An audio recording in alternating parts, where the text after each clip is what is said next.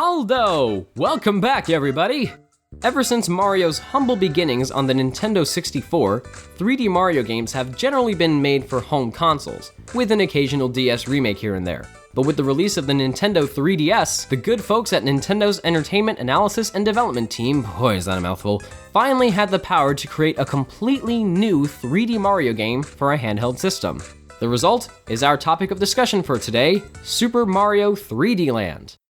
Out of all the Mario games I've reviewed so far, this one probably has one of the most interesting development histories. Super Mario 3D Land was first mentioned in October 2010 during an interview with Shigeru Miyamoto. Screenshots were then revealed at the 2011 Game Developers Conference, showing some very Mario 64 looking worlds and a raccoon tail in the game's logo. It didn't take a lot of thinking to guess what this meant. Then the game was shown again at E3 of that same year.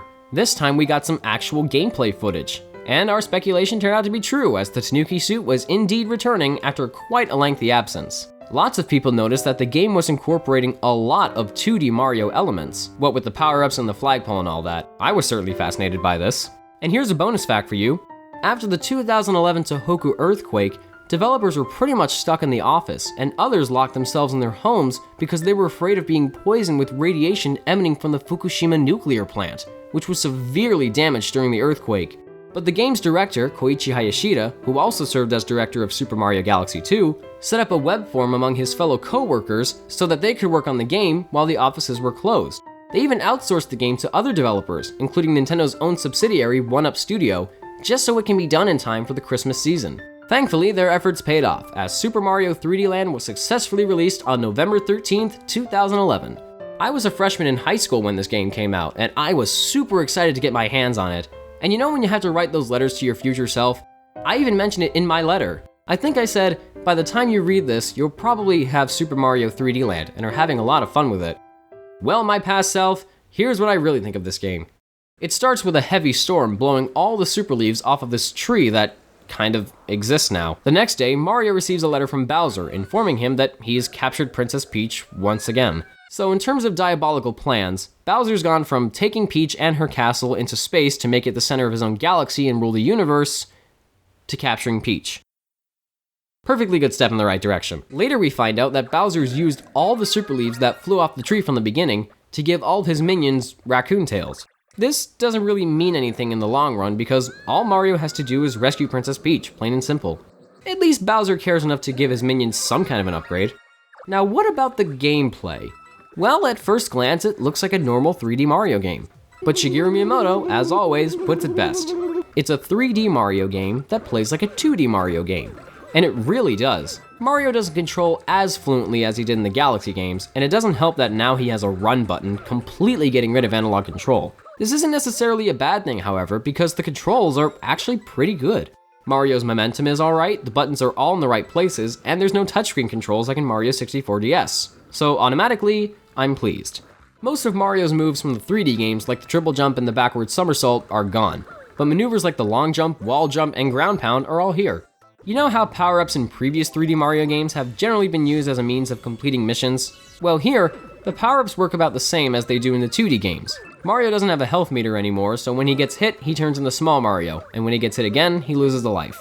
Admittedly, this kind of annoys me. The health meter made Mario much more versatile, and it made playing through each mission a lot more comfortable. Plus, the great thing about 3D Mario games was how they played. You didn't need to rely on power-ups, it was all about the platforming. That's what made them stand out so well from the 2D games. With how they work in Super Mario 3D Land, I think it causes the game to lack a certain degree of skill.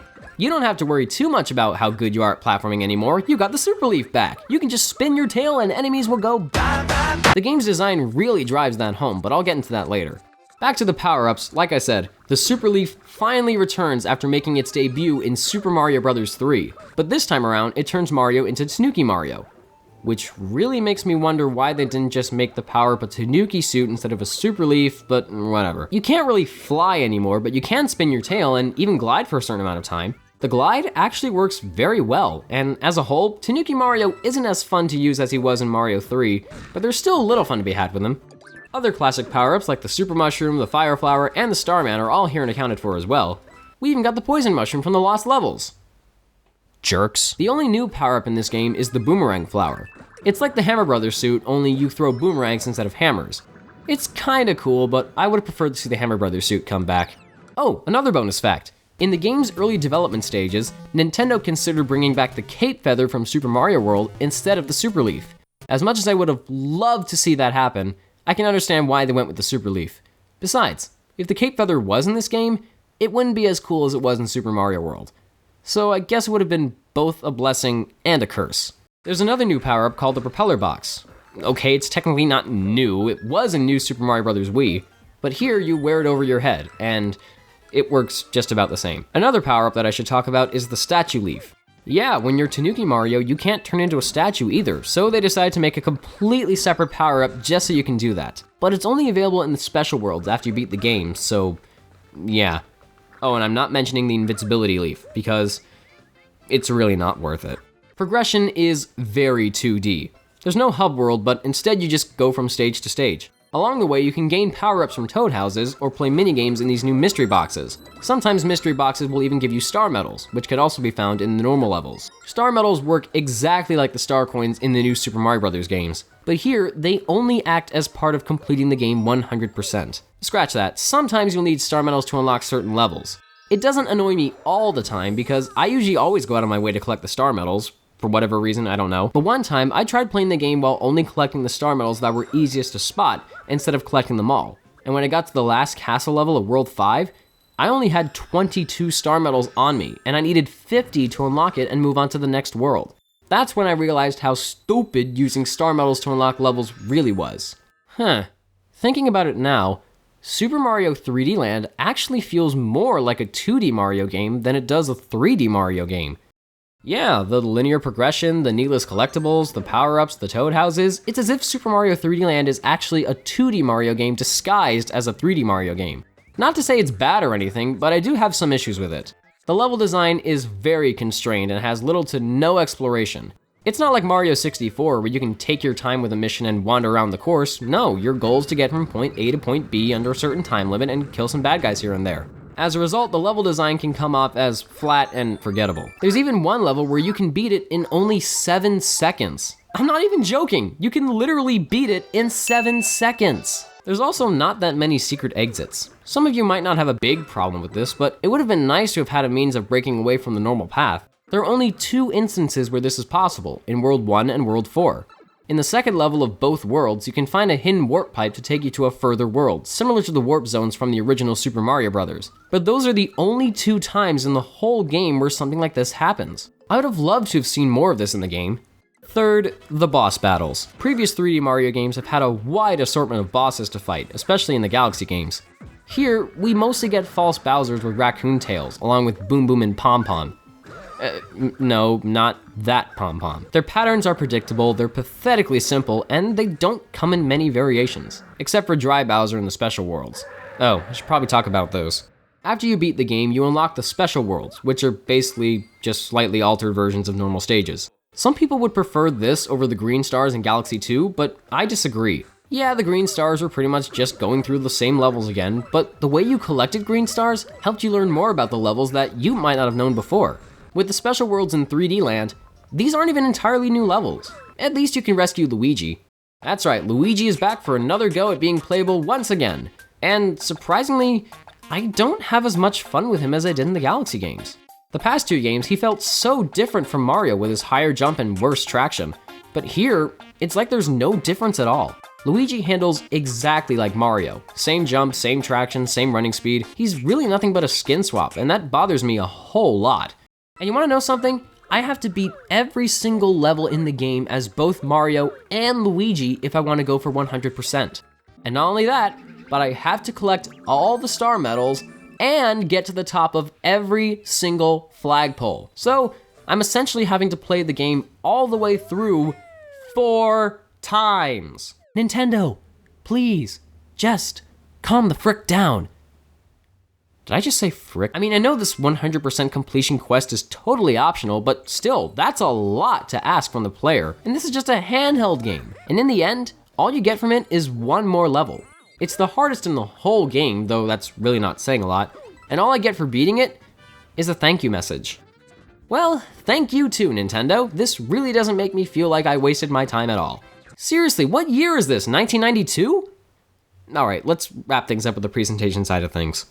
Graphically, Super Mario 3D Land is impressive for an early 3DS title, but aesthetically, the game borrows heavily from almost every single Mario title there ever was. It doesn't have much to offer in terms of originality, but oddly enough, I think it gives the game its own identity. It's the most unique looking Mario title because of how much it derives from the rest of the series. Whether for better or for worse, you decide.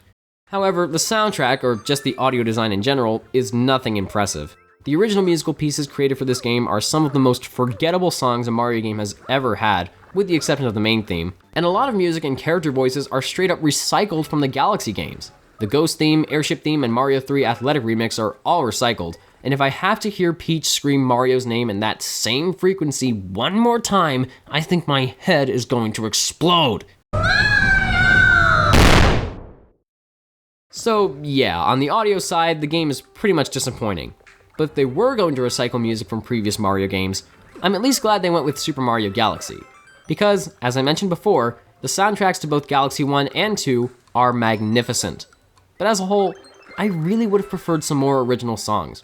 Or at least some good original songs. And how many times do we need to reuse the underground theme? Alright, before I start losing my mind, I'm gonna wrap things up.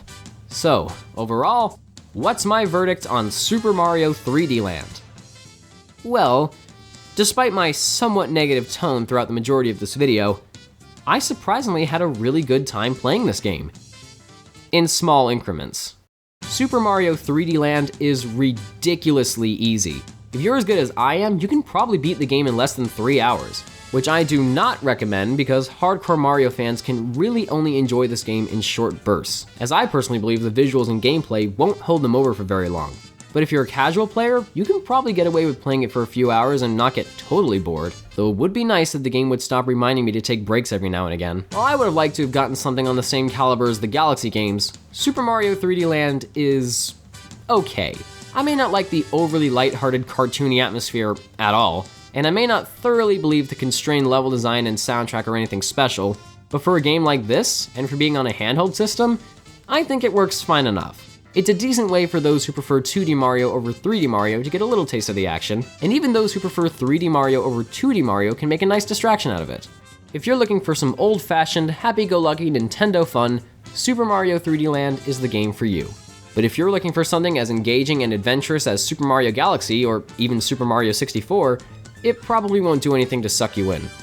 Or maybe I'm wrong. I mean, speaking as someone who prefers the Galaxy style of gameplay, I at least had fun. So I guess all I have to say is give it a shot and see what you think.